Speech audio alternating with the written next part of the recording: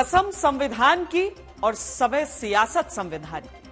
1965 में आई फिल्म वक्त का डायलॉग याद करिए। राजकुमार ने कहा, चिनॉय सेठ जिनके घर शीशे के होते हैं वो दूसरों पर पत्थर नहीं फेंकते। चुनाव के बाद लोकसभा के सत्र में यही डायलॉग जैसे सियासी रूप से इस्तेमाल हो रहा है।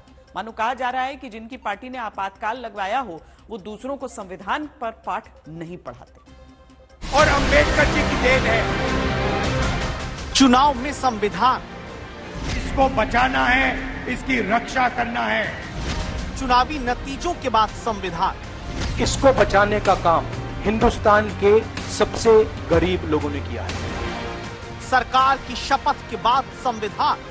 मैंने नरेंद्र मोदी जी कह रहे थे मैं काम नहीं करता, भगवान मुझे ऑर्डर देते हैं। मगर आपने फोटो देखी होगी, नरेंद्र मोदी जी संविधान को ऐसे पकड़े थे। ये आपने करवाया है। देश के प्रधानमंत्री को आपने मैसेज भेजा है कि संविधान को आपने छुआ तो देखो हम आपके साथ क्या करें।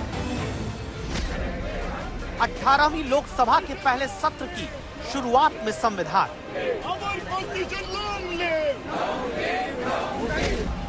प्रधानमंत्री नरेंद्र मोदी सदन में सदस्यता वाली शपथ के दौरान संविधान। लोकसभा में अपनी सदस्यता की शपथ के बाद संविधान। जय संविधान। ईश्वर की शपथ लेता हूं, सिर्फ कांग्रेस ही नहीं बल्कि साथियों के हाथ में भी संविधान के प्रति सच्ची श्रद्धा और निष्ठा रखूंगा।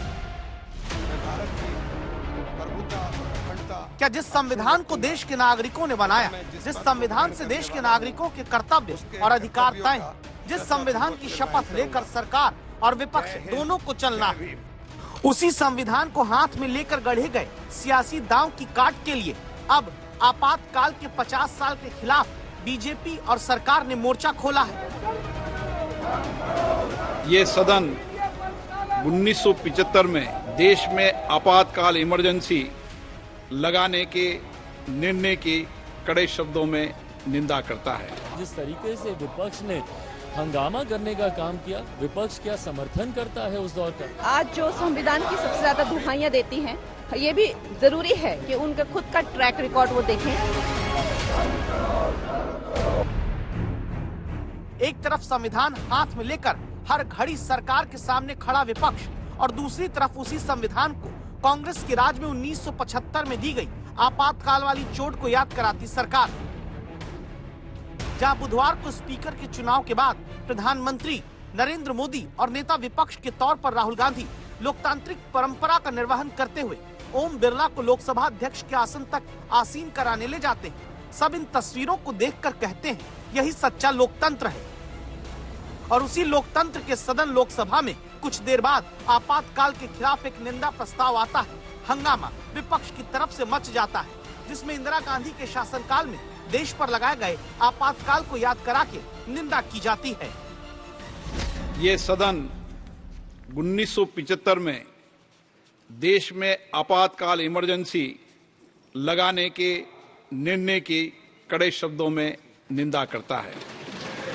तत्कालीन प्रधानमंत्री श्री इंदिरा गांधी ने कमिटेड ब्यूरोक्रेसी और कमिटेड जुडिशरी की बात कही, जो उनकी लोकतंत्र विरोधी रवैये का एक उदाहरण है। सदन में सिर्फ आपातकाल के खिलाफ निंदा प्रस्ताव ही नहीं आता, संसद परिसर में बाहर बीजेपी सांसद आकर इमरजेंसी के खिलाफ प्रदर्शन करते हैं। आज से 49 इयर्स पहले आज ही के दिन 26 जून 1975 को जब देश जगी थी सुबह, तब देश को मालूम पड़ा था कि देश के ऊपर आपातकाल लगा दिया गया है। आज जब संविधान हाथ में लेकर राहुल गांधी कहते हैं संविधान बचाना है, तो उनको आईने दिखाने की आवश्यकता है।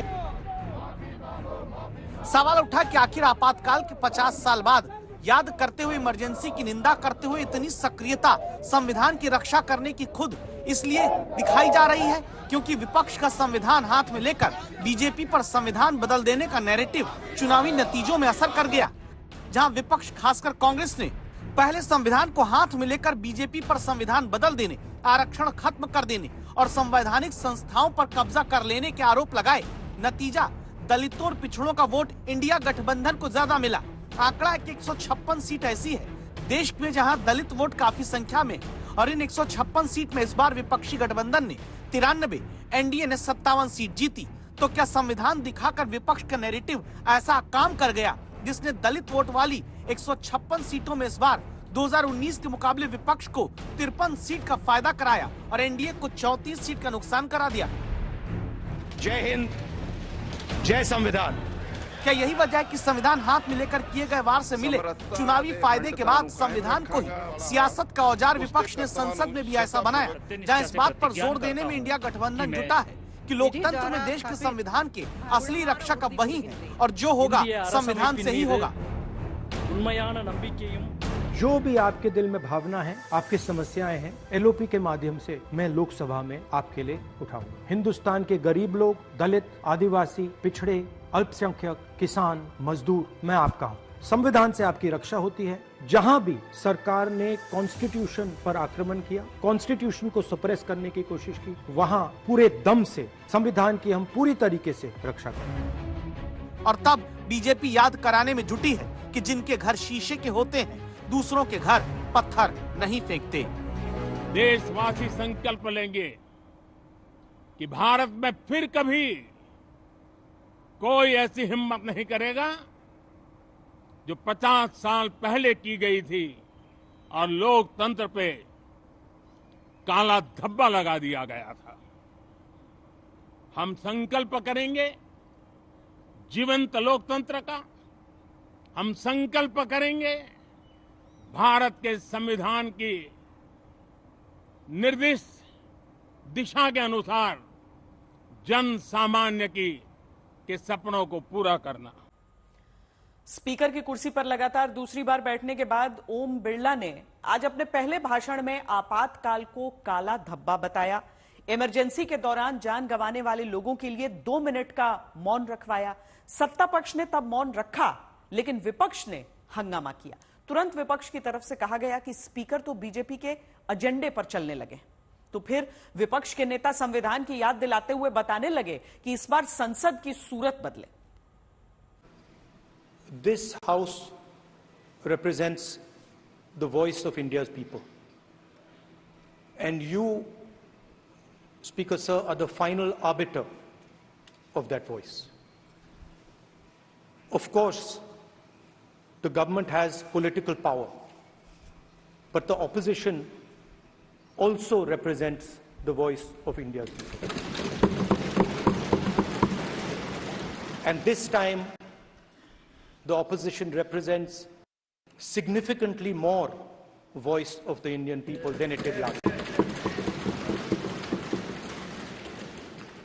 Speaker Sir, the opposition would like to assist you in doing your work. We would like the House to function often and well. Lok Sabha के अध्यक्ष के रूप में आप हर सांसद और हर दल को बराबरी का मौका और सम्मान देंगे। निष्पक्षता इस महान पद की महान जिम्मेदारी है। आप लोकतांत्रिक न्याय के मुख्य न्यायाधीश की तरह बैठे हैं। हम सबकी आपसे अपेक्षा है कि किसी भी जनप्रतिनिधि की आवाज दबाई न जाए और न ही निष्कासन जैसी कार्रवाई दोबारा सदन की गरिमा को ठेस पहुंचाए। आपका अंकुश विपक्ष पे तो रहता ही है, लेकिन आपका अंकुश सत्ता पक्ष पे भी रहे। सदन चले, हमारी आवाज आपकी तरफ आ जाएगी, तब अपेक्षा करते आप हमें अनुमति दें और आश्वस्त करते ये सदन चलना ही चाहिए। कोई दुआ उसमें कोई दो राय नहीं होनी चाहिए। लेकिन सदन किस लिए चलिए? सर्वसामान्य जनता को न्याय मिलना चाहिए। वही अपेक्षा करता हूं। आप अभी बहुत अनुभवी हुए हो और मैं अपेक्षा करता हूं संवेदना जताकर आप हमें न्याय देंगे। संविधान की रक्षा करने के लिए जब भी हम खड़े होंगे आप हमें आशीर्वाद देंगे। मुझे यकीन है कि आप वहां पर बैठे हैं तो ये ऐवान कीमती हीरे की तरह ना सिर्फ इस मुल्क की आवाम में, दुनिया में चमकेगा और आप के बोझ को ये सरकार कम करेगी डिप्टी स्पीकर बनाकर। इतना बोझ आप पर नहीं डालना चाहिए। मैं मुबारकबाद देता हूं सर आपको। वर्चस्व, अंग्रेजी में सुप्रीमेसी, इस वक्त संविधान के साथ यही साबित करने की मानो होड़ है। जहां विपक्ष वोटिंग नहीं कराता लेकिन स्पीकर पद के लिए अपने उम्मीदवार के नाम का प्रस्ताव कराता है।